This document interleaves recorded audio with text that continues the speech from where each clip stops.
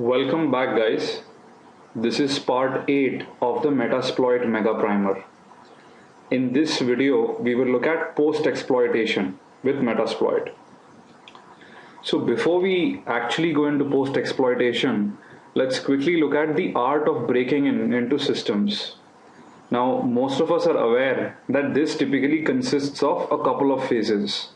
The first being information gathering about your victim, which could be using search engines, DNS, a couple of other places where you're trying to passively gather as much information as possible. The second stage could actually be scanning and enumeration. This is where you run a port scanner like Nmap, figure out which services are running, what is the version of the service, what is the operating system on the victim, and many other details. Then once you've figured all that out, you go ahead and decide how to break into the system using some vulnerability for which an exploit is available, or you code your own exploit.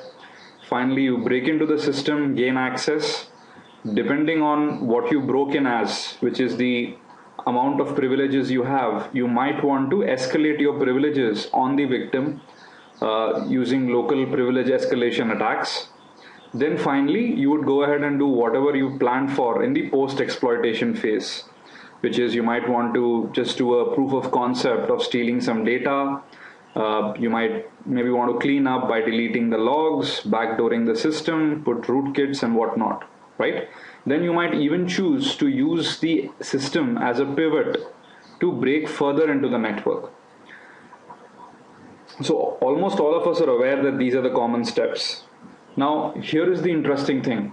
The real world is actually much more complicated. It is not as simple as the demonstrations which we've just looked at, right? Which is we figure out a victim, we go ahead, fire tools up, and almost immediately we've broken into the system. Well, here's an example. You could have firewalls, you could have a DMZ in between them. After the firewalls, you could actually have the whole core and distribution switches, which finally go into the endpoints where the users are connecting. You could have a web server farm. You may even have IDSs, IPSs, and whatnot, right? So the real world is very, very complicated. And this is where, as a lot of you have also requested, that some real world examples be taken. So I'm definitely planning to do that. And the whole idea is to move towards something called scenario-based hacking. What do I mean by that? Well, in the typical regular case, which is what most hacking tools and most hacking certifications look at, is basically there is an attacker and there is a victim directly accessible to them. The attacker uses many exploits and techniques using which he is able to compromise the system. However, this is a very simple scenario. But the important thing to note is that one should ideally start with this simple scenario and then add complications. For example, first we go ahead, break into this remote victim who probably has an unpatched computer. The next thing we do is we patch his computer and then check if it is possible to break in through client-side exploits or through social engineering, right? Then we might want to complicate it further by adding a firewall in front. This could be either or, basically a network-based firewall or even a host-based personal firewall.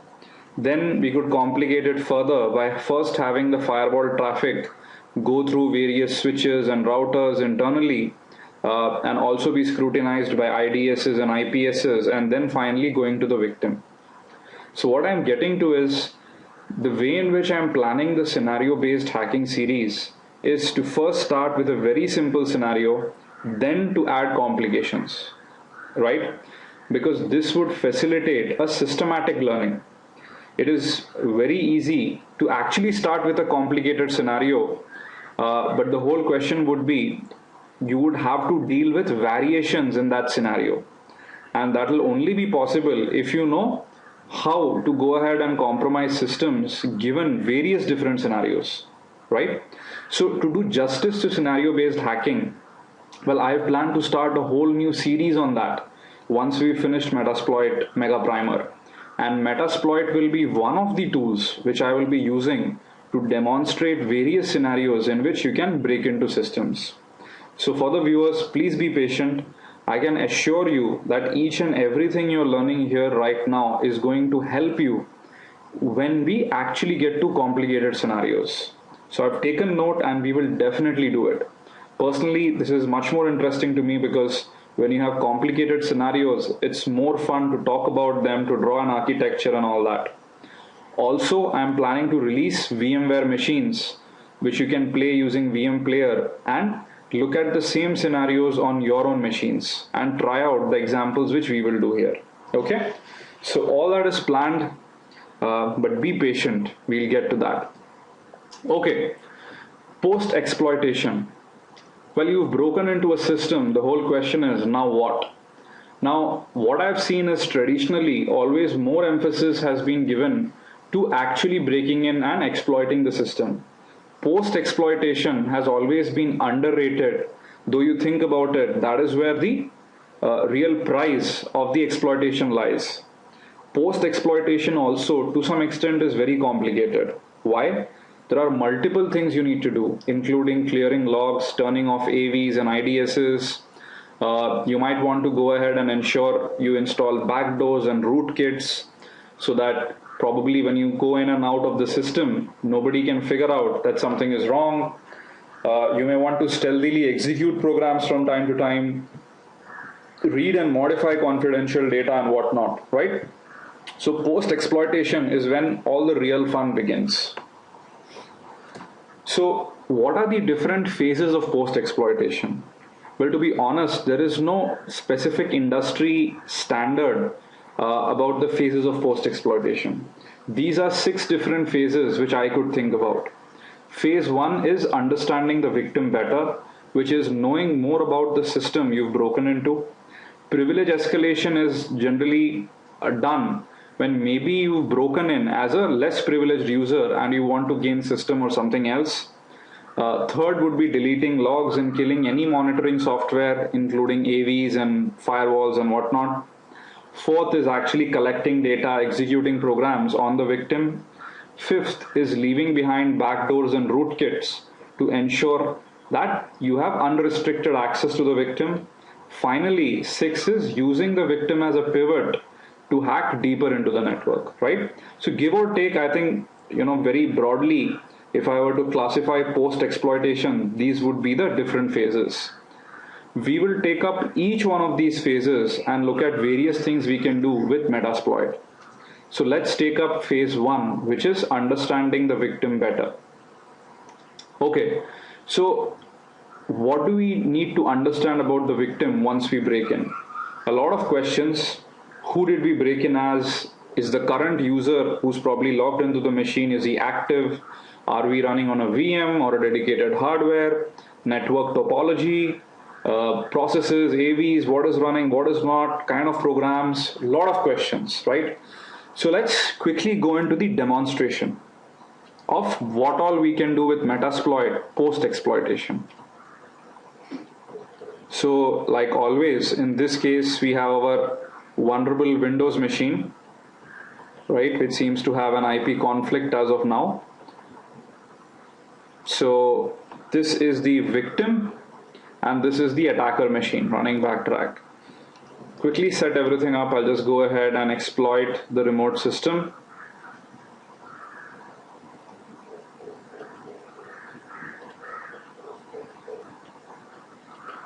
Right, and we've got a Metasploit shell. So the first thing we need to do is actually figure out who we are. And if you remember the previous couple of videos, that is easily done using get UID. Now this is great because we are the system account, and this actually gives us a huge amount of power and privileges on the remote system. The second thing is probably to understand a little bit more about the system using the sysinfo command. This gives us the computer name as well as the operating system it is running. So looks like this is running an ancient version of Windows XP. Now, as you can imagine, the first worry an attacker would have is whether the remote user, who's the owner of the system, is also logged on or not, right? So the way you can find what what the remote user is doing in many ways is using the idle time command. This actually tells you for how long the remote user who's logged in has been idle. In this case, it is 1 minute and 27 seconds, which is not much. Now, if this probably runs into a couple of hours, and maybe it is night time where the remote victim is, then maybe he's just logged his computer and left for the day or gone to sleep, which might give the attacker a lot of window to actually do other activities. One of the other important things to know is if the remote victim is running on actual hardware or within a VM, right? So this can be done by running a Metasploit script called check VM. So script works perfectly, and it says this is a Sun VirtualBox virtual machine. Now there are a couple of other commands also which we can run. One of the more interesting and ones of this is actually the get environment Metasploit script, right? So this gives us a lot of information about the directory structure, where the tempter is, the processor architecture, and a couple of other interesting things. So basically what we are doing is slowly trying to understand the hardware, the software running on the system, what the user is doing, etc., etc. Now this gives us some understanding about the platform. In order to go ahead and figure out what all processes are running, we use the ps command. This has been covered previously, but from a post-exploitation perspective, this is very useful. Right, awesome. So this gives us a full list of the different processes running on the remote system currently. Now, one of the other things you might want to do is also have a look at the different IP addresses, etc., which are configured on the current system. So for that, you can go ahead and use the ipconfig command. This gives you the different interfaces. First one is loopback, not very interesting. The second one is the actual physical interface, which is bound to the IP address 1.2. Right? Along with this, we can actually hit the route command to figure out the different routes which have been configured on the remote victim. This might be interesting. For example, if there was another subnet which probably is not accessible to the attacker directly, but he may be able to access that subnet using the remote victim. We will take one example in when we will actually look at pivoting, right? So a couple of interesting things we've done. Now we look at some quick automation of various things we can do using the Metasploit, right? So here is an interesting command which says get application list. This will go ahead and get us the list of applications which are present on the remote system. So in this case, you will notice it's a very bare bone Windows system with just the web folders XP and the Visual Studio C++ 2008 installed application, right? In a more practical system where you had a lot of things running, you would find a large list of applications. You could use some of these applications to actually insert your backdoors. We will look at that in later videos. You can also use the get local subnets Metasploit script, and this will give you an understanding of the subnets. Almost the same thing which we could have figured out using the route command, right? We can also figure out the logged in users. I don't know why I forget the run prefix always, right? So this gives us current list of different users and their SIDs, etc. Now here is one interesting Metasploit script called scraper. So if you notice, there are a lot of informations which we are currently displaying, but there is a lot of other information which you would want to probably go ahead and collect and process offline. So the scraper script is the best option for this. Now this would go ahead and harvest a lot of system information, including network shares, registry hives, password hashes, and whatnot. And it would store it on the attacker's local system by downloading the results. Right? So let's go ahead and run the scraper script.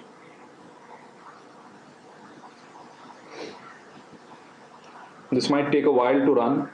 Now, one of the things which I'd like to mention is there is a small error here. In the sense, this is not the exact directory location. Under logs, there is another directory called script, under which the scraper script is actually located. Right? So let's go ahead and wait for it to finish. So it's now currently downloading the entire registry. Seems to be one small error in going ahead and running one of the commands. No problem. Let's just wait for the output. Pause the video for a bit because I don't want the videos to be too long while we are waiting for data. Awesome. So the script completed after around a minute or two. Now it's downloaded practically everything in the registry. And as most of you know, the registry contains a lot of interesting information like product keys and whatnot, right, which one could investigate. Now, the place in which all this has been stored, depending on what you've configured, well, you have to go into the logs directory, then you have to go into the scripts directory, and then, depending on what you have, scraper and the IP address and the timestamp of when you collected all this information. So if you notice, a lot of information. Now hashes.txt is nothing but,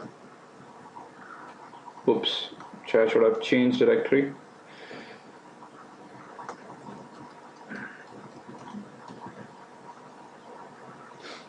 Right, hashes.txt contains the entire dump of all the hashes in the SAM file. Similarly, you have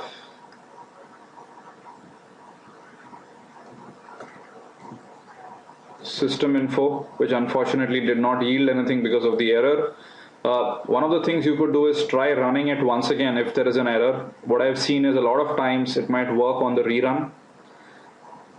You also have users.txt, which gives you an example of what users are there. User called hacker. Seems like someone broke in before me.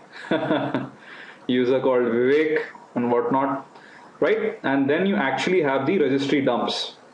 Now you can use a software like Regedit or any other software to actually open these registry files and probably even run a couple of batch processing commands to mine various keys or to look at what all is there, right? So the point I'm getting to is a lot of valuable information is downloaded by scraper. Similarly, there is this tool called WinEnum, right, which enumerates a lot of interesting data on the remote machine. And this is once again going to store it in the same directory. Note, under logs, there is a scripts directory under which WinEnum is storing all this information. We can go ahead and quickly run this command. Right? So what it in turn does is runs all these commands and it is collecting the output. So the net command is very powerful, figuring out the different accounts available, the different users, the different shares. Then it is using, the WMIC to go ahead and run more further diagnostics on the different commands which are available, right? WMIC, for those who are not aware, is the Windows Management Instrumentation command. Now this actually allows you to check for various configurations and even at times set different configurations, right? So very powerful. Have a look at it as well. So all of this has gotten dumped. If we go back here and just go back one directory, two directories up, you'll notice now there's a new folder called WinEnum, right? And this contains this new directory where all the dumps from WinEnum have been stored. All the tokens which are available, program snapshot, okay, this for some reason didn't work, but we could find the programs just using the current running programs using PS and get applications to figure out what applications are there. Couple of repetitions though. You have hashterm.txt here. It does the exact same thing as the scraper script did. So what you could actually do is look at all the outputs of these programs and then go ahead and actually figure out what is interesting to you. Right, this is almost the sysinfo output. Now basically, depending on what you're trying to achieve, some or more of this information will be interesting to you, right? So I think one needs to figure out his own way of what information he wants to mine on the remote system and how he would like to use it, right? Another interesting place is actually the shares, because this would actually mean that some other people are also using these shares to maybe copy files, etc.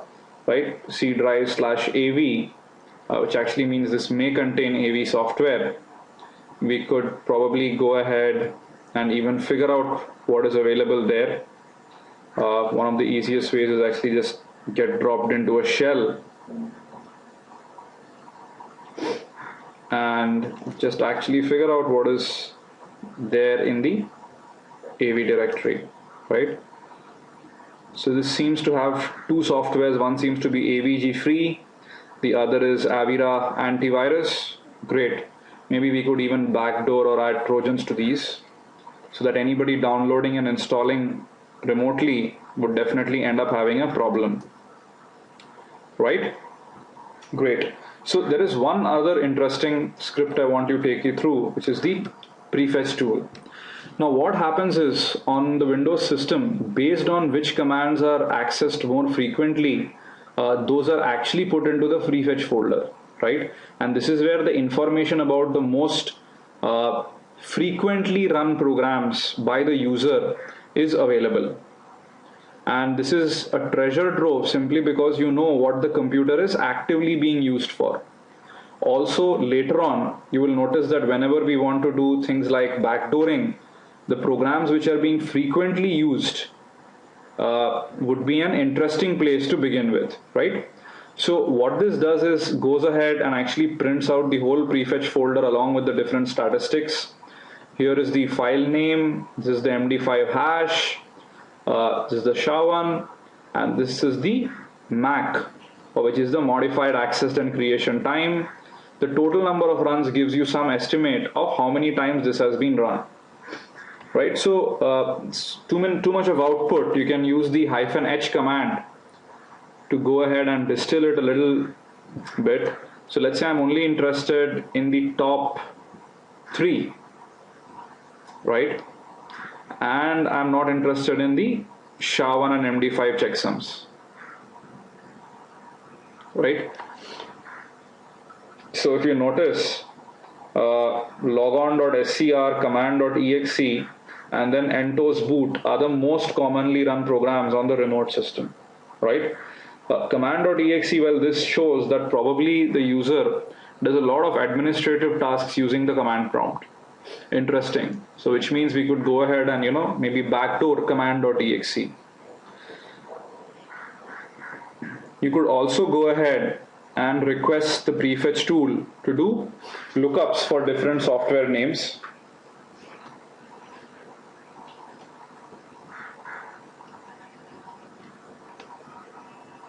Right, so this will give us some more information. Let's wait for the output to be generated. Awesome. So if you notice, we basically have command.exe as the Windows command prompt, and a couple of other interesting information. For example, login.scr is basically being called an adware hijacker. Okay, so interesting. So basically you can try out a couple of other interesting commands which are available using the Metasploit scripts, but I think I've covered most of the important ones as far as gathering information about the remote system is concerned. Right, so let's go back to our presentation. So now we know the victim better, right? Now in the next video we will look at privilege escalation and deleting logs and killing monitoring software. Okay, well, that's all for this part. End of part 8. Would request you all to please leave behind your comments. First of all, thanks a lot for all the encouraging comments. This is what really keeps me going. Last couple of days have been very hectic on a personal front, but I've still been trudging on to ensure that I can finish this mega primer in the next 1 or 2 weeks to a very advanced level as far as possible. So have a great day. Please leave your comments behind. Thank you.